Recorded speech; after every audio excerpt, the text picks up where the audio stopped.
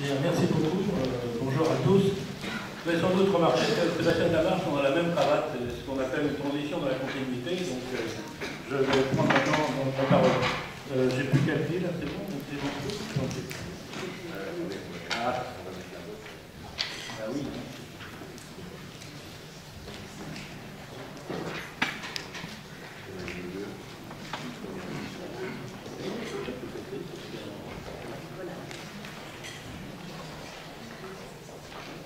Voilà.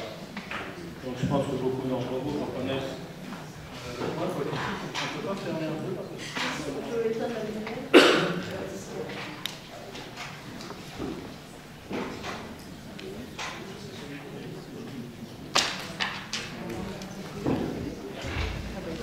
Donc évidemment, c'est un vaste sujet, hein, parce qu'on commence à la préhistoire et je termine par ce siècle ou même le siècle d'après. Donc, d'abord, qu'est-ce que c'est que l'énergie? Alors, la définition de l'énergie, on connaît bien, ça reflète une capacité à faire un travail, et c'est la capacité pour un système donc, de modifier son état et de produire un travail sous forme de chaleur, de mouvement ou de rayonnement. Et ce qui est écrit en dessous, c'est quelque chose dont il faut toujours avoir conscience, parce qu'on parle beaucoup, toujours, l'industrie, ses déchets, les rejets, etc. Il n'existe pas un seul système, quel qu'il soit, un système qui évolue et qui consomme de l'énergie, forcément, il brûle du combustible et il produit des déchets. D'ailleurs, nous-mêmes, hein, en tant qu'êtres humains, eh bien, nous sommes un système qui consommons l'énergie, donc on brûle du combustible et on produit des déchets. Donc ça, il faut toujours avoir ça, évidemment, en mémoire. Alors, évidemment, on peut penser que la première énergie que l'homme a utilisée au départ, c'est l'énergie musculaire, c'est-à-dire sa propre énergie. Celui-là avait évidemment un petit peu d'avance, je pense que ses compatriotes à l'époque ne comprenaient pas ce qu'il avait écrit. Et il faut savoir qu'en fait, l'homme développe une puissance de 100 watts. Ce qui fait que si vous prenez notre rythme de travail, ça fait 165 kWh par an. Alors là, vous avez des watts, des kilowattheures, je ne vais pas insister longtemps, je ne vais pas faire un cours, mais globalement, donc il faut toujours, de toute façon, des fois il y a des amalgames qui sont faits entre puissance en réalité et énergie. Alors, l'unité d'énergie, tout le monde connaît, c'est le joule, on a appris ça à l'école, mais personne en fait n'utilise cette unité. Dans la vie de tous les jours, on utilise plutôt pour l'énergie de kilowattheure, parce que c'est ce qu'on paye EDF ou HEDF. Et en équivalent, évidemment, vous avez donc le kilowatt en puissance qui est une énergie d'un joule par seconde. Et donc, ces 165 kWh, je vous disais, c'est au rythme français du travail, 35 heures par semaine, 47 semaines par an. Mais ça veut dire, vous voyez, que si les payé au SMIC, ça fait 145 € du kilowattheure. Hein. Et donc, c'est pas, heureusement, pas encore, du moins, ce qu'on paye EDF. Et il y a même un facteur quasiment au moins 100, hein, si ce n'est 1000, oui, 1000 même. Donc voilà, ce qui nous permet évidemment aujourd'hui d'utiliser ce qu'on appelle des esclaves énergétiques avec lesquels donc, on vit. On a plus ou moins, mais on en utilise. Donc au départ, évidemment, sa propre énergie, et puis après, ben, il s'est aperçu qu'il pouvait utiliser les animaux, hein, donc ce sont les animaux de près, ce sont le chariot du Père Noël, à partir du moment où elle existait. Et puis après, ben, voilà, on est allé un petit peu plus loin et on a utilisé évidemment les esclaves pour aider aux travaux. Et puis après, ben, il a observé évidemment ce qui l'entourait et ben, il a découvert le feu, comme vous le savez, on ne va pas revenir là-dessus. Bois, charbon de bois, la force du vent évidemment, où là d'ailleurs on lie à la fois le vent et puis probablement les esclaves ou les galériens qui font avancer le bateau. La force de l'eau, vous voyez, c'est le premier qui décrit un moulin à eau, pour faire de la farine d'ailleurs. On est en 30 avant Jésus-Christ, c'est Vitruve. Hein, donc vous voyez, ça fait quand même un moment. Ceux aussi qui vivent dans des pays où il y a de la géothermie, eh bien, ont utilisé très vite cette géothermie, les fours à pain ou autres, donc à cette époque-là. Et puis on a utilisé donc, le combustible fossile. Alors mais on est déjà, évidemment, le gaz était utilisé depuis très longtemps, hein, au 4e siècle avant Jésus-Christ chez les Chinois. Mais en Europe, c'est beaucoup plus récent, hein, à partir du moment où Volta a isolé donc le méthane à partir du gaz des marais, on est en 1776, et c'est le développement à partir de 1785. Le char, là où c'est à peu près à la même époque, le pétrole, donc lui était connu depuis l'Antiquité, mais évidemment pas comme combustible. Et la lampe à pétrole, quand même, vous voyez, dès le Moyen-Âge, mais l'industrie, évidemment, c'est beaucoup plus récent, comme vous le savez. C'est le début de l'ère industrielle, on est en 1850. 1857 en Roumanie, un tout petit peu avant les États-Unis. Mais il faut savoir que cette révolution industrielle dont je viens de parler, en fait, elle n'est pas due seulement à l'utilisation de ces combustibles, mais aussi à l'avènement des transports, pareil, et à la machine à vapeur avant de Nipata, etc. Parce que ça a permis évidemment un développement plus important. Jusque-là, les industries, elles s'étaient concentrées là où on trouvait effectivement ces sources d'énergie, essentiellement le bois et l'eau, c'est-à-dire les forêts et les rivières. Le vent, à l'époque, ça servait pour les moulins et la marine à voile, c'est à peu près tout. Et on a fait évidemment beaucoup de progrès lorsque on a pu utiliser en particulier le chemin de fer. Alors, l'énergie d'hier est quand même un passé proche. C'est l'uranium et l'énergie nucléaire. On est dans la seconde moitié du XXe siècle. Et évidemment, pas très très loin de nous, on a le nucléaire d'aujourd'hui et le nucléaire de demain. Alors, dans le Cotentin, sur ce plan-là, vous savez qu'on a évidemment pas mal d'installations nucléaires, sur l'usine de traitement, bien sûr, de La Haye, le centre de stockage de la Manche et tous ces réacteurs dont je viens de parler. Alors, l'énergie aujourd'hui, ces usages, en fait, on les connaît, l'électricité, chaleur, transport. Et vous voyez qu'au XXe siècle, en fait, si on regarde la consommation d'énergie sur la planète, elle a été multipliée par 10 en 100 ans. On utilise à ce moment-là une nouvelle unité qui est le gigatec, qui provient, vous voyez, de la tonne équivalent pétrole, que j'ai relié ici en kilowattheure. En gros, pour se fixer des idées, un Français utilise à peu près 3 têtes par an. Hein. Donc évidemment, si on se passe à l'échelle de la planète, eh bien, on est en milliards de ça, c'est-à-dire on raisonne en gigatec. Alors, on voit une grande disparité quand même. Je pense que j'ai détaillé un peu mieux, donc voilà, ici. C'est-à-dire que les pays qu'on appelle aujourd'hui en voie de développement, qui sont l'Afrique, l'Asie et l'Amérique latine, évidemment, sont des pays qui aujourd'hui consomment, dépensent très très peu d'énergie, mais ce sont des pays qui vont évidemment en consommer, et c'est logique pour eux, on ne voit pas de quel droit ils n'auraient pas le droit de remonter au niveau au moins de l'Europe, si ce n'est pour aller jusqu'en Amérique du Nord, où on cache quand même un peu l'énergie, ce qui fait que on peut penser que la demande énergétique de l'avenir, évidemment, va augmenter. Alors, on peut regarder aussi par rapport à la population. Alors, vous savez qu'il n'y a pas si longtemps que ça, mais ça va quand même déjà faire bientôt un an. Hein. On a franchi la barre des 7 milliards de terriens. Et vous voyez, on était 6 milliards et demi le 19 décembre 2005, à la veille des vacances de Noël, cette année-là. Et il n'y a pas de rapport. Et quand vous faites le delta, eh bien, vous voyez que ça fait 227 000 par jour en plus. C'est-à-dire, chaque journée, entre ce 19 décembre 2005, si on fait une moyenne le 30 octobre 2011, se rajoutaient 227 000 personnes sur la planète. Vous connaissez à peu près la population ici de l'arrondissement de Cherbourg, donc vous voyez ce que ça peut faire. Alors évidemment, vous allez me dire, oui, mais depuis on a pris conscience de ça, on fait attention, ça diminue, etc. Alors on peut regarder, c'est-à-dire ce matin, voilà, vous avez les chiffres, vous voyez que depuis on a pris 84 millions d'individus en plus, ce qui fait que le delta maintenant il est à 233 000. Donc il continue d'augmenter, ce qui d'ailleurs n'est pas illogique. Et ce qui est intéressant pour en discuter, c'est que vous voyez que plus de 90% de ces naissances ont lieu justement en Asie, en Afrique et en Amérique latine. Chaque journée, il y a, vous voyez, à peu près 5, un peu moins, hein, bien sûr, un peu moins de 5 naissances par seconde. Hein. Donc il y en a 403 000 et puis il y a 170 000 décès, donc le delta c'est 230 000. Alors on peut essayer de se projeter un peu dans l'avenir. Il y en a qui disent on sera 9 milliards, il y en a qui disent on sera 10 milliards, on était de 7 milliards en 2011. Qu'est-ce que c'est que cette courbe? Eh bien, cette courbe, c'est justement l'accroissement journalier de la population. Alors vous voyez que ceux qui disent on sera 9 milliards, ça veut dire que d'ici là, évidemment, et même d'ailleurs à partir d'aujourd'hui, il faut presque faire une marche, il faut qu'on tombe à peu près à 100 000. Alors je vois pas très facile de penser d'un seul coup, on va passer de 233 000 par jour à 100 000 par jour. Hein.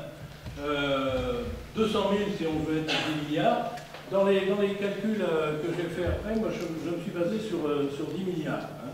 Mais vous voyez que même si, certes ça s'est un petit peu infléchi, mais même si on regardait à peu près aujourd'hui, on arriverait à 10 milliards et demi, 11 milliards en 2050. Alors les sources d'énergie, elles sont évidemment très très nombreuses. Hein. On ne va pas tout détailler, mais vous voyez, l'eau, le soleil, le courant, le vent, la marée, la biomasse, la géothermie, la vapeur. L'énergie musculaire, toujours, heureusement, moi on peut espérer que c'est vrai partout, il n'y a plus d'esclaves, mais il y a toujours des animaux de trait, mais c'est quand même ça très peu de choses par rapport au reste. Alors ça c'est les sources d'énergie aujourd'hui, vous voyez, c'est assez important parce que on s'aperçoit qu'en réalité, ce qui s'appelle les combustibles fossiles, dont alors on va un peu moins nous rabattre les oreilles là aujourd'hui que les Allemands commencent à développer à fond le charbon et le lignite, mais jusque-là, ce fameux gaz carbonique, le CO2, aujourd'hui, vous le voyez, c'est 85% de nos sources donc, énergétiques. Et là-dessus, en termes économiques évidemment, hein, je parle de réserves économiques, vous en avez 36 plus 22, c'est-à-dire 58% gaz et pétrole qui vont disparaître d'ici 2050. En tant que, encore une fois, source économique. Alors, ça c'est intéressant, pourquoi? On s'aperçoit que justement, ces fameux combustibles fossiles qu'il faut essayer d'éliminer, c'est les seuls qui sont présents dans toutes les utilisations. Et que là où on a le plus de choix, c'est pour faire de l'électricité. Les réserves, on va passer ça assez vite, puisque de toute façon, il y aura le DVD après à la disposition de ceux qui voudront bien l'acheter. Donc, vous pourrez retrouver tout ça. Mais vous voyez que le pétrole, 2050, voilà, et encore au rythme actuel, faire très très attention à ça, parce que le rythme actuel, il change tous les jours. Plus vous avez évidemment augmenté la dépense, et plus, évidemment, ces réserves diminuent. Vous voyez, les Chinois ont multiplié par 6 en 10 ans leurs importations de pétrole. L'Arabie Saoudite a multiplié par 100 ses exportations vers la Chine. Donc ça veut dire que voilà, ça c'est soumis quand même à ce genre de réserve, si je puis dire, pour ces réserves. Alors là j'avais rajouté ça parce que des fois je fais ça dans les conférences, on n'appelle pas les universités du troisième âge, mais on met du temps libre, c'est plus gentil. Hein. Et en défaut de 2050, à région de nouveau 2050, voilà, 2050, alors il faut que les traumatisent quand même. Donc c'est leurs petits-enfants, c'est leurs enfants. Alors j'ai mis cette planche, j'ai dit, bon, quand les bébés 2000 souffleront leurs 50 bougies, il n'y a plus de pétrole. Quand ils prendront leur retraite, à cette interrogation pour 68 ans, il n'y aura plus de gaz. Encore une fois, économique, je creuse un trou et j'ai le pétrole qui gicle. Ça sera terminé. Hein. Donc, en revanche, effectivement, il faudra en tenir compte, parce que de toute façon, on l'exploitera, parce qu'on va manquer d'énergie. Il reste évidemment le schiste bitumineux et les salles asphatiques, le gaz de schiste, dont vous avez entendu parler. Là, il y en a plusieurs centaines de gigatètres. Plusieurs centaines de gigatètres, c'est un peu comme vous avez vu pour le charbon, c'est-à-dire quelques siècles de réserve. Mais bien sûr, c'est coûteux en énergie, c'est polluant à exploiter, il faudra faire avec. Alors, on a terminé, vous savez, le siècle, c'était même d'ailleurs aussi le millénaire, avec deux événements importants. Le premier qu'on appelait le développement durable, dont la meilleure définition est celle-là, répondre aux besoins du présent sans compromettre la capacité des générations futures à satisfaire les leurs. Alors, c'est intéressant de regarder comment la France se situe, par exemple, dans la consommation de pétrole. Vous remarquez d'ailleurs que les pays qui ont augmenté le plus leur consommation sont ceux qui se sont développés le plus. Hein, la Corée du Sud, en 25 ans, elle est sortie du Moyen-Âge. Mais vous voyez, ça se fait évidemment avec une consommation énergétique qui est importante. Et la France, eh bien, elle a fait moins 12% parce qu'elle a développé, évidemment, d'autres sources d'énergie, dont certaines sont très proches d'ici, comme vous le savez. Et puis, il y a eu le protocole de Kyoto, qui a été signé, vous voyez, on est juste à la fin, décembre 97, 159 pays, et... pourquoi il n'y a plus rien? Si, voilà. C'est vous qui faites des trucs avec... Sabotage. Alors, le protocole de Kyoto dit les pays d'annexe 1, c'est toujours amusant cette phrase, ça veut dire qu'il y avait un annexe 1 au protocole et puis il y avait la liste des pays, alors on les appelait les pays d'annexe 1. Et donc ils sont là, alors les taux c'est l'ordre des 17 d'ailleurs, s'engage à une réduction globale de 5% des GES, c'est les gaz à effet de serre, entre 2008 et 2012. Donc vous voyez, on est en plein dedans. Mais disent-ils à l'époque, on mettra ça en œuvre que si 55% des pays qui représentent 55% du volume total des émissions de CO2 en 90 était la référence, signe le protocole. Les pays en voie de développement ne sont pas concernés, je dis quand même, les pauvres. Il faut quand même qu'ils développent. Nous, on s'est développé, on a consommé énormément d'énergie, il ne faut quand même pas qu'on les met. Alors pendant très très longtemps, en fait, on était en dessous de cette barre des 55%, donc tout le monde était tranquille, on n'était pas obligé de mettre ça en œuvre. Et puis un jour, la Russie a signé, et là on a basculé effectivement de l'autre côté. Alors ce qui est amusant, c'est de voir, puisque 90 était la référence, un peu ce qu'ont fait ces pays par rapport aux vœux pieux. Vous voyez, les États-Unis avaient dit, bon ben non, on va essayer de faire moins 7. En fait, ils ont fait plus 7,7. L'Europe des 15 avait dit, on va faire moins 8, on a fait plus 3. Le Japon, moins 6, il a fait plus 18,9. La Russie, bon, elle n'était pas trop concernée, et ils sont aperçus qu'en faisant très peu, c'est pour ça qu'ils ont signé, en faisant très peu en fait, de gestes en économie d'énergie, ils arrivaient à l'économiser beaucoup parce qu'ils gâchaient beaucoup d'énergie. Du coup, ils ont signé. La Chine n'était pas concernée, pendant le même temps, elle a fait plus 44,5, et vous voyez, globalement, le monde a fait plus 7. Alors ça aussi, c'est intéressant à regarder, c'est le classement mondial en tonnes de CO2 par habitant. En 2008, c'était les derniers chiffres. Alors, vous voyez sur le podium, vous avez les États-Unis, l'Australie, le Canada. L'Arabie Saoudite n'est pas très loin, la Russie, la Corée du Sud, l'Allemagne, vous voyez qu'il y a 9,8 quand nous on est à 5,8, et ça va bien augmenter encore. La Chine, je l'ai mise en rouge parce que malgré tout, elle n'est qu'à 6, mais comme on est par habitant, si vous mettez ça évidemment par rapport au nombre d'habitants, ben, la Chine devient médaille d'or. Hein, on retrouve un peu les Jeux Olympiques. Et les États-Unis ne sont pas très loin derrière. On dit que l'Inde va bientôt battre la Russie. À mon avis, le Japon, s'il abandonne aussi le nucléaire, va rejoindre aussi probablement sur le podium. En gros, à la médaille de bronze, on va en trouver 3 bientôt. Et nous, vous voyez, là, on est 15e par rapport à ces pays riches là. Et on est, je vous ai mis ça ici, ça c'est l'Europe. Vous voyez, nous on est 66e au monde en fait, et on a 27e sur 36 en Europe. Et vous avez le Luxembourg en tête, parce que là il y a tous les pays, le Luxembourg, très très largement en avant. Vous voyez, bon, ils ne complètent pas quand même les Luxembourgeois, parce qu'ils viennent manifester la 4 en disant oh là là, le nucléaire, il faut l'arrêter tout, mais eux, qu'est-ce qu'ils nous balancent? Comme gaz carbonique, ça, ils s'en foutent complètement. Hein, derrière, vous avez l'Estonie, la Finlande, etc. Bon. Et nous, on est effectivement très loin. On a sauté une? Oui, voilà. Alors, là, on s'interrogeait effectivement, du coup, jusque-là, si vous voulez, ça se passait à peu près bien. Et puis on s'aperçoit que la pénurie d'énergie arrive, que l'énergie va augmenter, qu'il y a des réserves énormes que l'on n'exploite pas. Ça peut peut-être se faire au détriment de la protection de l'environnement, on ne sait pas. Est-ce que effectivement, on ne va pas, voilà, est-ce que ça va l'emporter toujours par rapport aux raisons économiques? On peut poser la question. Alors j'ai fait hier, j'ai fait aujourd'hui, on va voir un petit peu pour demain. Alors je vais passer rapidement les sources d'énergie pour demain. Donc l'énergie éolienne d'abord. Alors vous savez, il y a offshore et onshore, c'est-à-dire que onshore je suis sur le sol et offshore je suis en mer. Donc évidemment c'est plus cher en offshore qu'en onshore, mais en fait, on peut penser qu'il y a moins de nuisances en offshore, hein, bien que ce soit plus cher. Alors, n'oubliez jamais non plus, on parle toujours là, de kilowatts installés et pas produits, hein, parce que le problème, évidemment, c'est qu'il n'y a pas toujours du vent, et donc il n'y a pas la source d'énergie, ben, elle ne produit pas toujours. Je vous donnerai un exemple tout à l'heure. Hein. Et donc on parle évidemment d'installer, parce que là, installer, on sait ce qu'on a installé, mais ce qu'on produit, ça, on ne sait pas toujours. Donc, onshore, offshore.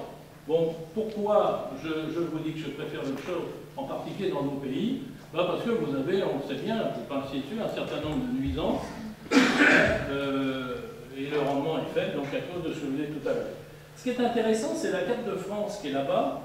Alors oui, les zones rouges et violettes, c'est là où il y a le plus de vent. C'est-à-dire c'est là où il faut, à la rigueur, si on veut mettre des éoliennes, c'est là où on va avoir un rendement, bien que faible, mais malgré tout le plus fort qu'on puisse avoir en France. Et puis à côté, ben, vous regardez, on les a mis. Et ben, vous voyez que, voilà, comme ça rapporte de l'argent en région, évidemment, ben, les gens sont prêts, même si ça ne sert à rien, à mettre des éoliennes, même si le rendement est extrêmement faible. Alors vous voyez, tout ce qui est la côte en haut, là, oui, bien sûr, Nord-Pas-de-Calais, la Bretagne, oui, bien sûr, Languedoc-Roussillon, oui, bien sûr, un peu Provence, la Côte d'Azur, à la rigueur, mais là, il n'y en a pas beaucoup, parce que Il y a quand même des gens qui pensent aussi à leur vie, mais vous avez des tas de régions, là, en particulier où il y en a le plus, où les rendements sont les plus bas. Alors, vous allez voir, encore une fois, comme il va y avoir une pénurie d'énergie, mon discours, ne le prenez pas comme un discours négatif, c'est un discours critique pour toutes les sources d'énergie d'ailleurs, mais il n'est pas négatif. Je pense qu'il faut développer toutes les sources d'énergie, et pour ces sources intermittentes-là, il y a un combat pour lequel il faut se battre, et pour lequel on ne se bat pas aujourd'hui, dans aucun de ces grands mardums que l'on fait sur l'environnement, c'est de dire qu'il faut savoir stocker l'énergie à grande quantité. C'est-à-dire qu'il faut faire de la recherche technologique pour savoir stocker l'énergie. À partir de là, vous vous en foutez complètement que ce soit intermittent, parce que quand ça tourne, de toute façon, vous récupérez l'énergie, et puis bah, vous la ressortez quand vous voulez. Alors, moi, je cherche pas, je prends les chiffres, hein, parce que si je disais comme ça, le rendement de l'éolienne est 20%, on me dirait, oh, vous exagérez, c'est bien plus que ça. Alors, bah, France Énergie Éolienne, de toute façon, c'est ce qui gère. L'éolien en France, hein, bah, vous voyez, 6640 MW installés. Donc, ça veut dire que si ça tourne à 100%, vous récupérez 58,16 TWh. Hein, multiplié par le nombre de jours, etc. Bon. Et en réalité, vous voyez, en 2011, ça fait 11,9. Et bien, ça fait 20%. Hein, donc, il y a 20% de rendement. C'est-à-dire que sur toute l'année, bah, il n'y a qu'une éolienne sur 5 qui fournit l'électricité. Alors, en revanche, vous pouvez développer l'éolien, c'est le raisonnement qu'ont fait jusque-là les Danois. Si vous voulez développer du gaz, ça ne fait pas très bien aujourd'hui de dire je vais développer des centrales à gaz. Alors vous dites, ben, je vais faire de l'éolien. Alors là, tout le monde dit, oh, c'est formidable, c'est écologique et tout. Ah ben oui, mais comme c'est intermittent, évidemment, si ça devient une source d'énergie importante, il faut que vous en ayez une autre à côté qui démarre si l'éolienne s'arrête. Et la seule source qui est capable de faire ça très vite, ben, c'est le gaz. Donc, vous installez du gaz. Vous voyez, en France, on est en train d'installer, on n'en parle jamais, mais 11 700 MW de gaz, justement parce qu'on veut développer le programme éolien. C'est aussi pour fermer quelques vieilles centrales à charbon, mais elles ne font pas le poids par rapport à ça. Hein. Donc, vous avez le bilan total, vous voyez, entre ce qu'on appelle le thermique classique aujourd'hui. Vous voyez, le renouvelable, en installé, encore une fois, hein, est plus fort que le thermique classique. Et on a 11 701 MW en construction. Alors, je parlais des Danois tout à l'heure, parce que je vous montrerai notre record de consommation le 8 février dernier, quand il a fait si froid. Bon, ici, vous ne pouvez pas savoir, parce qu'ici, il a fait doux comme d'habitude, mais il y a des régions qui ont souffert. Hein. Tout le monde n'a pas la chance d'habiter dans le Cotentin. Et donc, on a importé de l'électricité, évidemment. Et d'habitude, c'était les Allemands, et là, les Allemands, ils avaient autant mal que nous. Et en fait, qu'est-ce qui s'est passé? Les Danois ont un très fort programme éolien, ce qui veut dire qu'ils ont aussi beaucoup de centrales à gaz. Normalement, les centrales à gaz, elles ne tournent que si les éoliennes ne tournent pas. Et là, ce soir-là, les éoliennes, elles tournaient, chic, hop, on met tout de suite en haut de nos centrales à gaz et on vend à 240, c'est-à-dire à 5 fois le prix ou 6 fois le prix que d'habitude du kilowattheure au pays qui en demande. Donc, vous voyez, c'est quand même assez génial du coup d'installer de l'éolien, ça permet aussi de faire autant de gaz. Alors, presse de la Manche, moi j'ai la presse de la Manche comme vous, et un jour je lis ça, Greenpeace France, 2000 éoliennes peuvent remplacer un réacteur EPR. Eh bien, c'est vrai, c'est vrai, c'est vrai. Bon, déjà, il faut se rendre compte que ça fait 2000 éoliennes, comme déjà, quand vous envoyez 10, hein. Donc là, c'est 2000. Hein. 2000 éoliennes de 5 MW fournissent la même puissance électrique qu'un réacteur EPR. Mais alors le coût, évidemment, déjà on discute, on se dit, ah, l'EPR est bien cher, mais là, le coût, c'est entre 20 milliards et 30 milliards d'euros quand même, à comparer aux 6 milliards, et puis beaucoup plus de tonnes de béton aussi. Hein. Il y a 1 million de tonnes pour l'EPR, et là on est entre 4 et 10. Ces fameuses tonnes de béton qu'on ne voit jamais parce qu'elles sont enterrées, mais elles sont là quand même. Hein. Alors, ça c'est des photos dans le coin, d'ailleurs, que vous connaissez peut-être à Sartreville. Qu'est-ce qu'on peut dire pour l'éolien? Alors vous voyez, dans un livre dont je vous parlerai tout à l'heure, que j'ai fait avec un journaliste l'année dernière, on a dit, on en met partout où on peut en mettre. On ne discute pas. Voilà, on couvre la planète d'éoliennes, et à partir de là, qu'est-ce qu'on peut récupérer comme énergie? Un grand maximum, si vous faites ça, c'est 3 gigatons. C'est considérable par rapport à ce qu'aujourd'hui, hein, mais on ne pourra pas faire plus de toute façon. Donc, on va retenir ce chiffre-là pour la suite. Alors, ça fait 6 millions d'éoliennes, hein, bon, mais on ne discute pas, hein, mais ça fait quand même... Bon, ça fait une surface mondiale occupée qui n'est pas si énorme que ça, 10 fois celle de la France, bon, c'est pas si terrible, mais quand même. Alors vous avez l'énergie hydraulique. Il faut savoir que l'énergie hydraulique, encore aujourd'hui, bien que le charbon fasse beaucoup de morts, c'est quand même l'énergie hydraulique qui fait le plus de morts par kilowattheure fourni. Bon, le plus proche de nous, c'était 1963 donc en Italie, et plus récemment 15 000 morts quand même en Inde. Et puis les plus anciens, ils se souviennent probablement du barrage de Malpasek à cédé, c'est un mercredi soir, à 21h13, et qui a dévalé sur la ville de Fréjus et qui a englouti la ville, comme en gros. Il y a eu 423 morts. Alors, là, c'est facile aussi. Vous noyez tout ce que vous pouvez noyer. Vous avez un facteur 6 par rapport aujourd'hui. On est à 1,5 gigatètre. Ça, c'est le barrage des Trois Gorges, donc en Chine. Il y a eu quand même plus d'1 million de personnes déplacées, quand même 10 villes et 1000 villages. Alors, évidemment, des fois, dans les conférences, les gens disent mais c'est rien pour eux, 1 million de personnes, ils sont tellement nombreux. C'est rien, c'est quand même 1 million de personnes. Géothermie. Alors, géothermie, bon, évidemment, les pompes à chaleur. Ça, c'est quelque chose qu'il faut développer au maximum. Ça reste relativement individuel, c'est pas facile à exploiter à grande échelle. On peut aussi faire de l'électricité, mais pour l'instant, c'est pas tellement développé. Et on peut penser donc qu'effectivement, on peut arriver à 1 gigatètre par an d'ici 2050. N'oubliez pas que 2050, c'est pas si éloigné que ça. C'est comme si on était en 1974 par rapport à aujourd'hui. Donc, bon, c'est pas... Voilà, c'était demain, quoi. L'énergie solaire. L'énergie solaire, vous avez plusieurs rubriques. La conversion thermique, on en parlait. Ça aussi, il faut développer ça au maximum. La conversion thermodynamique, il faut sûrement s'y mettre, mais c'est quand même très cher, c'est pas très facile. Et puis vous avez la conversion photovoltaïque dont on vous parle beaucoup. Alors là, qu'est-ce qu'on a fait? On s'est dit, bon, on n'a pas on sait pas trop quoi faire sur la conversion thermodynamique, donc on ne sait pas avancer. On pense que même dans 40 ans, ça sera encore quelque chose qui sera à regarder. Même si on a quelques prototypes. En revanche, les chauffe-eau solaires, on peut encourager les gens à mettre des chauffe-eau, en particulier dans les pays où il y a du soleil, mais ici, avec le microclimat qu'on a aussi, il n'y a pas de problème. Et la conversion photovoltaïque. Et on arrive à 3 gigatètres. 3 gigatètres, ça veut dire que vous en avez un pour les chauffe-eau, et vous en avez 2 pour les photovoltaïques. Et si vous faites 2 gigatètres de photovoltaïque, vous avez épuisé, je vous ai dit que ce n'était pas forcément un exercice ni écologique ni économique qu'on faisait. C'était pour regarder où on allait. Et vous avez épuisé tous les métaux rares, tous les terres rares, etc., tous les métaux rares avec lesquels on fabrique les cellules. Donc à partir de là, vous ne pouvez pas faire plus que ça. Donc voilà les chauffe-eau solaires, ça illustre ça. Alors pareil, les rendements, on dit si je donne un chiffre, on va dire bah oui, mais bon, où est-ce que vous avez trouvé ça? C'est pas difficile. C'est d'ailleurs un exercice que je donne à mes élèves quand je leur parle d'énergie. Tiens, allez, vous allez me calculer ça. Vous voyez, dans le journal Métro, j'avais lu ça. La plus grande centrale solaire, vous l'avez ici, là, de France, va être construite à Curban.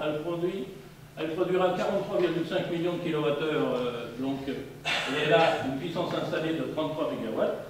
Eh bien, vous faites le calcul, pour aller le refaire chez vous, être reposé si vous voulez, on trouve 15%. Voilà, donc le rendement, c'est 15%. Alors j'ai mis jusqu'à quand, parce que vous savez qu'aujourd'hui, c'est évidemment ultra subventionné. Ça va peut-être pas durer aussi longtemps que les contributions, comme disait ma grand-mère, mais donc voilà.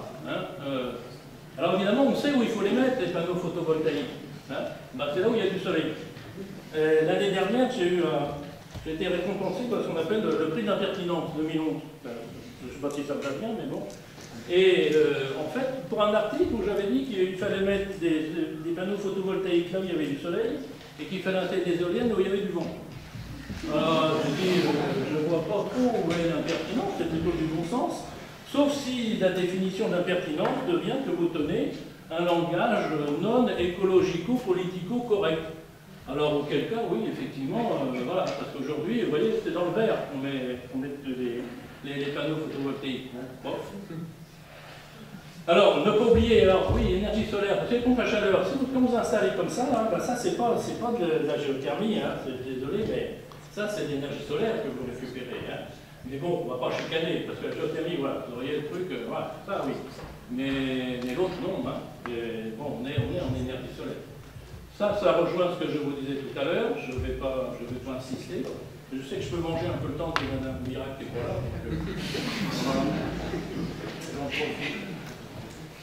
C'est surtout que le jour, ma question m'a dit, mais il n'y a pas assez de trucs, là. Je dis, oh, je vais en rajouter. Hein. Donc, alors, biomasse. Alors, il y a biomasse chaleur, biomasse transport. Vous voyez que déjà en 2000, la biomasse était quand même 10%. Donc, aujourd'hui encore, on peut dire 10%. Parce qu'on somme, c'est la combustion de tout, le bois, paille, etc., ordures ménagères. Hein. Quand on dit on pourrait brûler nos déchets, ça nous fait de l'énergie, ben, c'est déjà fait. Hein. C'est responsable, vous voyez, ça c'est les asphyxies. Malheureusement, j'ai vérifié ces chiffres 2 fois. Et c'est vrai, dans les pays en voie de développement, 1500 morts par jour. Donc, mais c'est très très utilisé. Et puis alors à côté, vous avez les biocarburants. Alors les biocarburants, vous entendez nos ministres qui disent « Ah, voyez, ça c'est écologique quand même. Hein. » Parce que vous voyez, la plante, tout le temps qu'elle pousse, elle absorbe du CO2. Le jour où on la brûle, elle relâche son CO2, et donc bilan nul. Oui et non. Hein. Parce que vous voyez, il faut produire les végétaux, il faut mettre du carburant dans le tracteur, il faut fabriquer des engrais, il faut purifier le produit de la culture, il faut distiller, si c'est la filière alcool. Donc tout ça, évidemment, ça demande de l'énergie. Hein, moi je dis à celui qui veut chauffer au bois, d'ailleurs il a tout à fait raison, pour une famille française, il faut 5 hectares de forêt. Pour soi, hein, uniquement, hein, pour sa famille. Hein. 5 hectares de forêt, de façon à ce que je coupe un arbre, et puis la plante va pousser avant que je le recoupe. Bon. Et puis évidemment, j'utilise la hache, hein, parce que voilà, puis je trimballe avec ma brouette. Et puis là, oui, là, à ce moment-là, j'ai un bilan nul. Oui. Mais qui fait ça hein? Alors vous voyez, en France, si on voulait remplacer simplement la moitié du pétrole utilisé pour les transports, ben, c'est des surfaces minimales, c'est pas comme les éoliennes de tout à l'heure, là c'est de la surface cultivable. Hein. Donc j'ai écrit, parce que je fais aussi des chroniques pour la prix, il y en avait une que j'avais intitulée « On connaissait boire ou conduire, il faut choisir, il va falloir s'habituer à manger ou rouler, il faut trancher ». Et ça a été repris peu de temps après par Chemelut, vous voyez dans son dessin, et les enfants, ils ont faim, ils disent, bah, après savoir, aujourd'hui on avait une seule voiture. Donc, 25 fois la surface, on peut monter à 4 gigatep à la rigueur, mais vous voyez que 25 fois la surface de la France de terre cultivable, c'est quand même énorme. Alors bien sûr, il y a l'hydrogène, mais l'hydrogène, bah, vous le savez comme moi, vous voyez, Jules Verne déjà à l'époque, et là, il y avait tout dedans.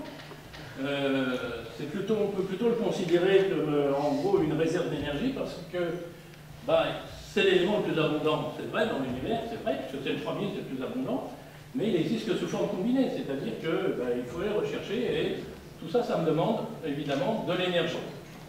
Alors, on ne va pas aller rechercher à partir des énergies fossiles aujourd'hui, on peut le faire, mais je veux dire, on aurait pu le faire aujourd'hui quand même, on risque d'éliminer les énergies fossiles, donc c'est uniquement par décomposition de l'eau, essentiellement donc par électrolyse. Et si vous voulez côté de combustibles fossiles, c'est l'éolien ou du nucléaire. Alors, l'énergie des mers, alors on va en reparler tout à l'heure, je ne vais pas dire grand-chose sur les énergies marines renouvelables, ça va être tout à l'heure, mais je n'ai pas de critique là-dessus, il faut tout développer. Le problème, c'est de savoir, voilà un petit peu tout, parce qu'il y a des tas de prototypes, et peut-être maximal, on pense, à 1 gigatep en 2050. Alors, le fossile, quand même, il est là, il existe. Alors, il y a une chose qu'il faut toujours avoir en tête, c'est qu'en fait, une ville d'1 million d'habitants, vous voyez, elle utilise 1 gigawatt électrique, puissance. Eh bien, il y a que le thermique qui peut vous fournir ça, malheureusement, sur une surface limitée. Hein. Le thermique, ben, il est classique ou il est nucléaire, c'est-à-dire que ben, voilà, vous faites de la vapeur. Alors, on s'est beaucoup, avec Saint-Jacob, on s'est beaucoup posé la question, on est à 2,7, on s'est dit qu'il faut mettre le moins possible, on va mettre 0. Bah oui, mais il faut mettre 0, mais par rapport aux besoins dans l'avenir, on ne peut pas, quoi. Alors on a dit, bah, on va quand même augmenter modérément, on est passé à 4. Ça, c'est ce qu'on pense, hein, je veux dire, voilà, on peut en discuter. Même chose pour chaleur et transport, on fait 5-6 aujourd'hui, on peut penser que ça sera vite. Vous voyez qu'en pourcentage, c'est quand même... On a fait de gros efforts par rapport à aujourd'hui. L'énergie musculaire, je vous en ai parlé tout à l'heure. Donc, et il reste l'énergie nucléaire dont je ne vous ai pas encore parlé, qui est en fait la seule énergie qui est issue du sol et qui ne met pas de gaz à effet de serre. Les réserves, alors ça dépend évidemment du coût. Vous voyez de tout pour les réserves, mais ça dépend du prix que vous mettez évidemment pour le kilo d'uranium. Jusqu'à un prix relativement raisonnable, on peut penser que les réserves sont de 4 siècles. Sans oublier, j'ai travaillé là-dessus, moi, dans le laboratoire de recherche que j'ai dirigé pendant 20 ans, avant de prendre ma retraite. On peut extraire l'uranium de l'eau de mer. Il y en a 1000 fois plus dans l'eau de mer que dans l'écorce terrestre. Hein. Et c'est le deuxième élément en abondance derrière le molybdène. Donc bien avant tous les autres, les fer, les nickels, les cuivres, tout ce que vous voulez, là, bien avant tout ça. Alors évidemment, contrairement aux autres sources d'énergie, vous le savez, la technologie à mettre en œuvre pour l'exploiter est lourde. C'est-à-dire que si j'ai du bois, si j'ai du charbon, si j'ai du gaz, ça brûle. J'ai l'énergie tout de suite. C'est pas parce que j'ai un bloc de pêche-blanc que je vais pouvoir avoir de l'électricité comme ça. Alors, pourquoi ça marche? Ben, tout simplement parce qu'en revanche, évidemment, ça n'est plus de l'énergie chimique comme les autres, c'est de l'énergie nucléaire. Et qu'entre l'atome et le noyau, entre le chimique et le nucléaire, vous avez un facteur, en gros, 1 million. Et là, quand vous regardez le pouvoir énergétique par unité de masse, vous avez évidemment 2 millions de fois plus. Je ne vais pas trop m'attarder là-dessus. Donc la France, il y a des filières dans le monde, mais c'est le réacteur pressurisé chez nous qui est celui qu'on utilise le plus dans le monde, vous voyez, à 65%. Le prochain, alors ça c'est le réacteur de demain, donc c'est l'EPR, que vous avez en construction ici. Vous avez les réacteurs d'après-demain, qui sont les réacteurs à fission, et ceux qui sont en rouge, là, qui ont le mot face, veut dire qu'en fait, on a ce qu'on appelle des réacteurs donc surgénérateurs, un peu d'ailleurs comme l'était Superphénix. Et ces filières donc face, c'est-à-dire à neutrons rapides, là font passer les réserves à plusieurs dizaines de siècles, évidemment, puisqu'on récupère du combustible au fur et à mesure où on le brûle. Alors la France, en fait, en dehors évidemment de celui qu'elle connaît bien, qui est celui à sodium, elle a dit qu'elle était prête à miser beaucoup sur celui-ci, qui est le réacteur à très haute température. Et je trouve que c'est très intelligent, parce que ce réacteur à haute température, c'est celui qui permet en fait de faire de l'hydrogène. Pour récupérer de l'hydrogène, à partir de l'eau, il faut des hautes températures. Vous voyez, il faut 900 degrés. C'est ce que vous avez ici. Je sais pas comment c'est le petit milieu du côté. Voilà, oui, vous voyez. Et c'est un réacteur qui monte à 1000 degrés. Donc c'est le seul qui nous permettrait effectivement de faire de l'hydrogène. Et donc c'est un des réacteurs de l'avenir, bien évidemment. Et puis vous avez après-demain, alors c'est la fusion, c'est plus de la fission, c'est de la fusion. C'est le projet ITER, vous savez, qu'on a à Cadarache.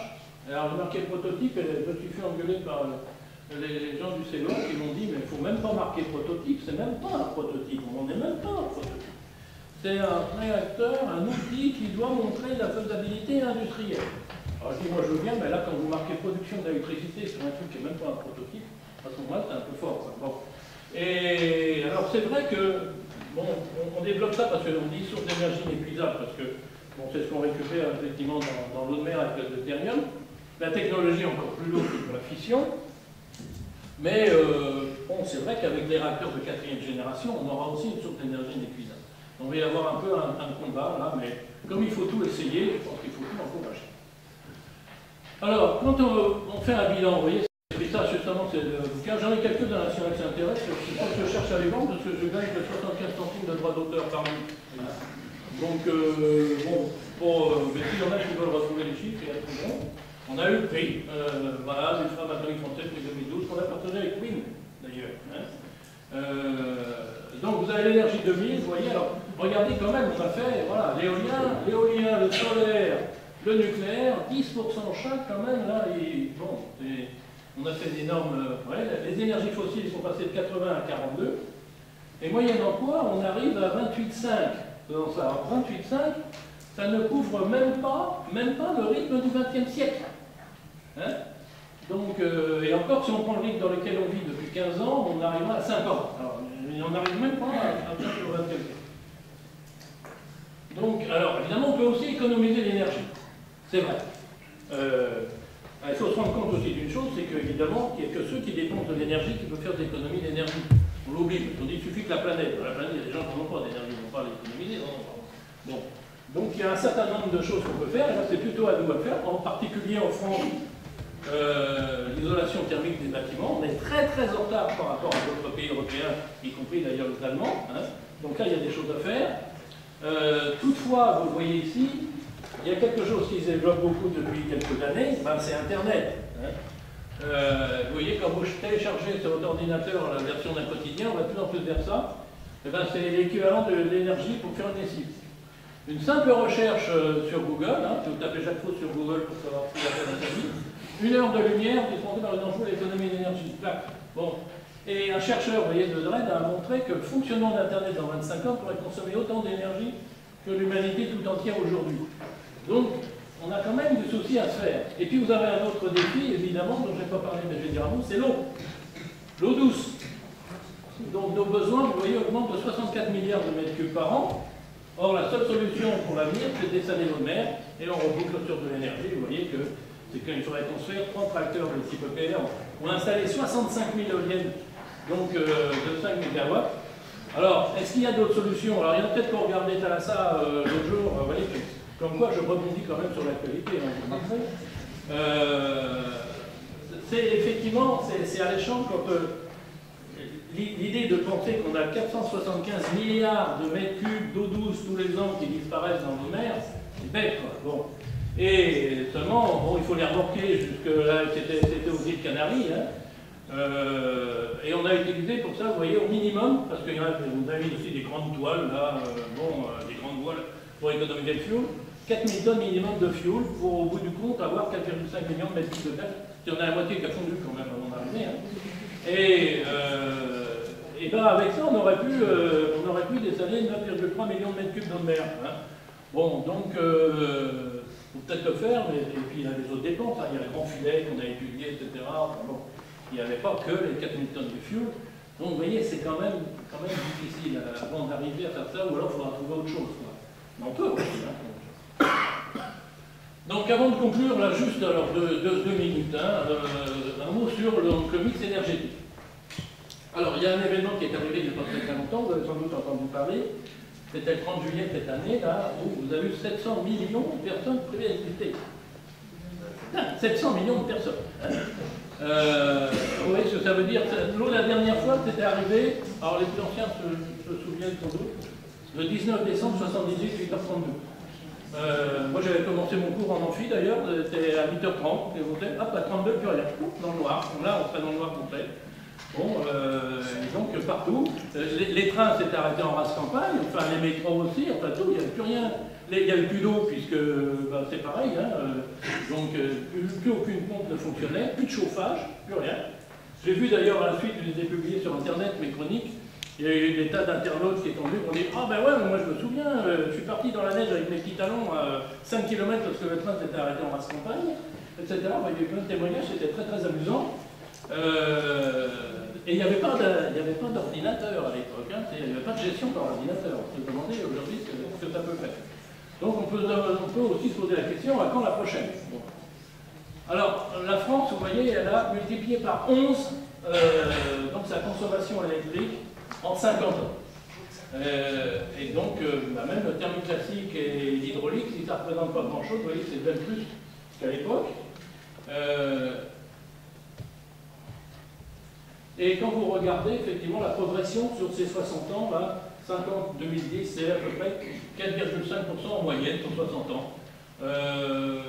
Donc ça c'est la puissance maximale, hein, qui est sur le réseau. Et le record, aujourd'hui, vous le savez, c'est celui du 8 février, c'est ce que je vous disais tout à l'heure, où on a franchi à 19h, oui, c'est fini là, 19h, la barre des 100 000. On n'avait jamais franchi 100 000 mégawatts. Et quand vous regardez, alors vous pouvez, le réseau RTE, vous avez ça, quart d'heure par quart d'heure tous les jours, vous pouvez trouver chaque source en plus d'électricité. Vous avez tout le détail, donc vous verrez que je ne raconte pas d'histoire. Le minimum, c'était à 4h30, vous voyez, 4h30, 5h du matin. Vous voyez le minimum, 84 500, eh bien c'était le maximum en 2005, là, vous voyez. C'est-à-dire que le minimum de notre consommation, là, était 5 ans avant, même 2007, 5 ans avant, le maximum, le pic il y a 5 ans. Donc, ce qu'on peut dire aussi, si je veux bien avancer, ah ben non, je ne vois plus là, pardon, juste ce que je faisais, voilà. Ben, quand on dit qu'on veut essayer de descendre le nucléaire à 50%, ben, là on l'a frôlé, hein. Pourtant, il y avait pratiquement tous les réacteurs qui tournaient, ce qui est une gageure, c'est pas toujours comme ça. Il n'y en avait que 2 qui ne fonctionnaient pas, donc il y en avait 56 sur les 58 qui tournaient. Eh bien, ce soir-là, le nucléaire ne fournissait que 58% de l'électricité, et même là, au minimum, on était à 70. Si vous regardez l'éolien, eh bien, à 3 h du matin, il fournissait la moitié. Vous voyez, 3000 sur 6600, c'était 3,6% de la consommation. En revanche, à 19 h, eh bien, il n'y avait plus que le quart des éoliennes qui tournaient. C'est-à-dire que vous voyez, alors, bon, photovoltaïque, on n'en parle pas, à 19 h, un 8 février, en France, et donc, vous voyez, en dehors de l'intermittence, vous avez aussi la non-fiabilité. C'est-à-dire, on s'en fout que les éoliennes elles tournent à 4 h du matin, on s'en foutait complètement. En revanche, on aurait bien voulu qu'elles tournent à 19 h. Bah non, hein, parce que là, voilà, on est spectateur, on n'est pas acteur. Il faut vraiment, vraiment stocker l'énergie. Alors tout ça, ça a un surcoût, hein. On parle des sources d'énergie, je ne sais pas si vous avez vu votre facture d'électricité depuis quelques années, ça c'est la mienne, hein, vous voyez. Chaque année, on rajoute des taxes. Hein. Je pense ça dans les détails, non, parce que la courbe est intéressante. Donc vous voyez, si le coût du kilowattheure, en fait, il n'augmente pas énormément, vous constatez que les taxes, en fait, et puis on en a encore cette année, augmentent évidemment de plus en plus. Bon, non, c'est pas ça, je suis encore en train de remonter en arrière, voilà. Alors ça aussi, c'était la presse de la Manche, hein, vous l'avez vu. Bon, c'est vrai qu'on peut s'interroger, quoi, ni nucléaire, ni effet de serre. Bon, je veux bien, mais il reste plus grand-chose, quoi. Hein. Bon. Donc, il faut aussi savoir être raisonnable. Voilà, c'est ma conclusion sur un coucher de soleil à Origny, hein, de l'île d'Origny, que vous aurez tous reconnu. L'humanité risque de manquer effectivement d'énergie dans l'avenir. Et ce qu'il faut savoir, c'est que la planète, en fait, ne s'affranchira d'aucune source d'énergie, quelle qu'elle soit. Et donc, eh bien, il faut s'y préparer, afin de protéger au mieux, évidemment, l'avenir des générations qui arrivent. Je vous remercie de votre attention. Ça, c'est pas dans le Cotentin, hein, mais pas très loin. Merci pour moi.